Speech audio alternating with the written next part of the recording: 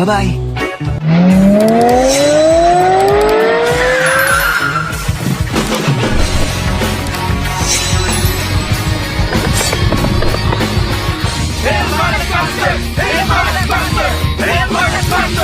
Boss, pasensya na. Nalaman ng iba kung nasan ka. Pumalpak ako sa duty ko. Imbestigahan niyo siya. Victoria White ang pangalan. Victoria White? Boss, anong relasyon mo sa kanya? Subaybayan niyo siya. Alamin niyo kung anak ko nga ang batang yun.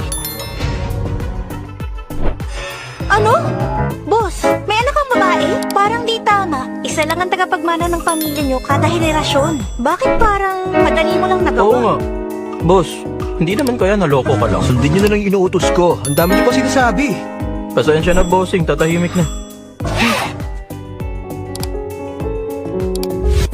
Boss Mason, lumabas na ang paternity test sa Daisy. Anak mo talaga siya. Boss, tatay ka na ngayon. Anak ko talaga si Daisy. Walang kaduda-duda. Pero, hindi maayos ang pamumuhay ng anak mo. Paano hindi maayos? Nalaman ko si Victoria, siya ang nakatakdang tagapagmana ng pamilya White. Fiancé siya ni Jones. 4 years ago, biglang nabuntis si Victoria. Nanganak siya ng babae. Minasama yun ng mga Jones. Sa panggigipit ng pamilya Jones, nabankrupt ang pamilya White.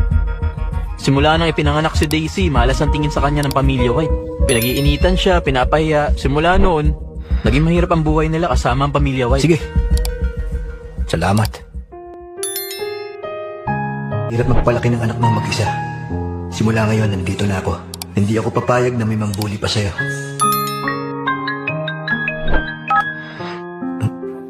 Daisy? Daddy, iligtas mo kami ni Mommy.